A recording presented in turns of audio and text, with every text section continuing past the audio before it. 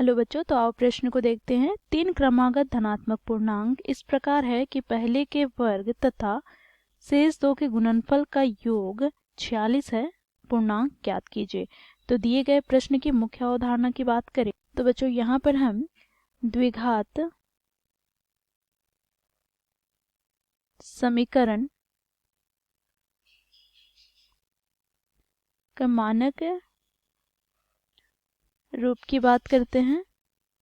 तो द्विघात समीकरण का मानक रूप होता है a गुनी एक्स स्क्वायर प्लस बी गुनी एक्स प्लस सी बराबर शून्य, जहाँ पर a शून्य के बराबर नहीं होता है। तो बच्चों जब हम इसका गुणनखंड करते हैं, अर्थात हमें यहाँ पर x का मान ज्ञात करना हो तो हम गुणनखंड करेंगे। तो यहाँ से बच्चों देखो, गुणनखंड करने के लिए हम गुणनखंड विधि का प्रयोग करेंगे। तो गुणनखंड विधि में क्या होता है कि मध्य वाला पद अर्थात x के गुणांक वाले पद को बच्चों हम दो संख्याओं में तोड़कर लिखते हैं। कैसे तोड़ेंगे? तो a और c को हम गुना कर देते हैं, अर्थात एक्स स्क्वायर के गुणांक अर्थात a और अचर पद अर्थात c को हम गुना करते हैं। तो इसके गुणनफल को दो भागों में इस प्रकार तोड़कर लिखेंगे कि जोड़ने पर हमें मध्य वाला पद अर्थात b प्राप्त होना चाहिए, और जब हम इन दोनों संख्याओं को गुना करेंगे तो हमें AC के गुणनफल के बराबर प्राप्त होने चाहिए। तो हम बच्चों यहाँ पर मान लेते हैं AC को दो संख्याओं में तोड़े तो D और E है। ठीक है, तो यहाँ से बच्चों हम इसे क्या लिख सकते हैं? तो देखो a गुनी एक्स स्क्वायर प्लस b को हमें लिखना है। तो देखो यहाँ पर b हम कैसे लिखेंगे? तो यहाँ से d और e का योग करें तो हमें b प्राप्त होगा। ठीक है, तो यहाँ से हम लिख सकते हैं d प्लस ई गुनी एक्स प्लस सी बराबर शून्य। ठीक है, साथ ही बच्चों यहाँ पर d और e का जब हम गुना करें तो ये हमें AC के बराबर प्राप्त होना चाहिए। तो इस प्रकार हम दिए गए द्विघात समीकरण का गुणनखंड विधि द्वारा हम गुणनखंड करते हैं, जहाँ पर हम x का मान प्राप्त करेंगे। अब बच्चों देखो प्रश्न की ओर चलते हैं। तो प्रश्न में क्या बोला गया है? तीन क्रमागत धनात्मक पूर्णांक। तो यहाँ से हम मान लेते हैं, माना पहला धनात्मक पूर्णांक x। ठीक है, तो क्रमागत पूछा गया है तो दूसरा धनात्मक पूर्णांक क्या हो जाएगा? तो दूसरा धनात्मक पूर्णांक हो जाएगा यहाँ पर देखो x के ठीक बाद वाली संख्या क्या प्राप्त होगी हमें? तो x प्लस 1। इसी प्रकार तीसरा धनात्मक पूर्णांक क्या प्राप्त होगा? तो देखो x प्लस 1 के बाद वाली संख्या ठीक बाद वाली क्या होगी? तो x प्लस 1 प्लस 1 अर्थात 2। तो बच्चों देखो यहाँ पर प्रश्न में बोला गया है, देखो यहाँ पर पहले के वर्ग, तो पहला का वर्ग कर लेते हैं। तो यहाँ पर हम लिखेंगे प्रश्नानुसार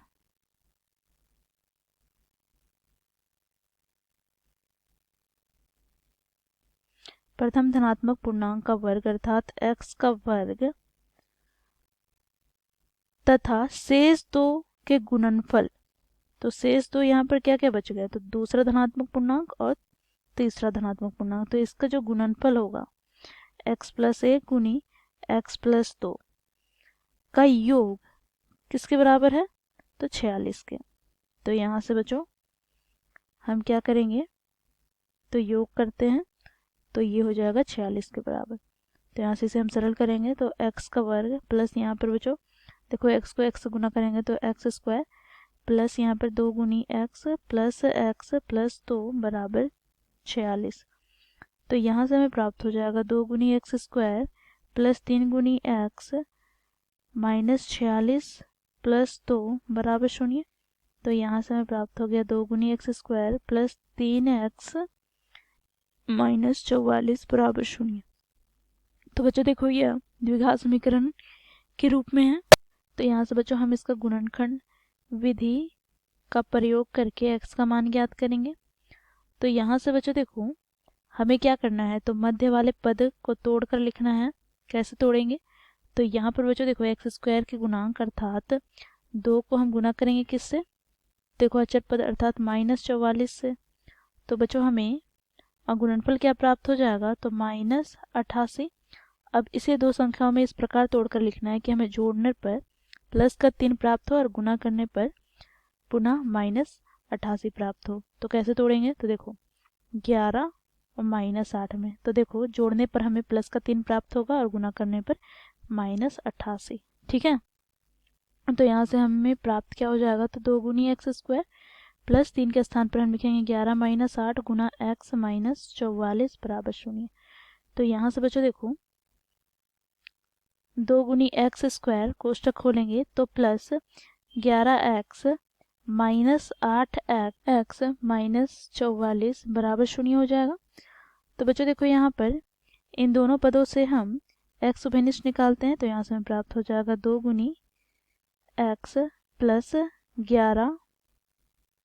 अब बच्चों देखो इन दोनों पदों से हम -4 उभयनिष्ठ निकालते हैं, तो यहाँ से हमें प्राप्त हो जाएगा 2 गुनी x प्लस का 11 बराबर 0। बच्चों देखो दोनों पदों में 2 गुनी एक्स प्लस 11 उभयनिष्ठ है, तो इसे हम बाहर निकाल लिए। ठीक है, और बच्चों देखो यहाँ से हमें पहला पद से x और दूसरे पद से -4 प्राप्त हुआ, तो ये बराबर हो गया 0 के। तो बच्चों देखो या तो 2x प्लस 11 0 के बराबर होगा, या फिर बच्चों x -4 बराबर होगा 0 के। तो यहाँ से हमें x का मान क्या प्राप्त होगा, तो 2x बराबर -11, तो यहाँ से x बराबर हमें प्राप्त हो गया -11/2। अब यहाँ पर हम बात करें तो बच्चों देखो x बराबर हो जाएगा प्लस का 4। तो क्योंकि हम लोगों ने x क्या माना है, तो धनात्मक पूर्णांक माना है, तो यहाँ से बच्चों देखो यहाँ पर माइनस का चिन्ह है, तो ये ऋणात्मक हो जाए। और दूसरी बात करें तो 11/2 एक पूर्णांक नहीं है, तो यहाँ से बच्चों x का मान हम -11/2 नहीं लेंगे, तो यहाँ से हमें x का मान प्राप्त क्या हो गया, तो यहाँ से बच्चों हमें x का मान प्राप्त हो गया 4। ठीक है, तो यहाँ पर हम लिखेंगे अतः पहला धनात्मक पूर्णांक x हम लोगों ने माना था, तो ये हमें 4 प्राप्त हो गया। दूसरा धनात्मक पूर्णांक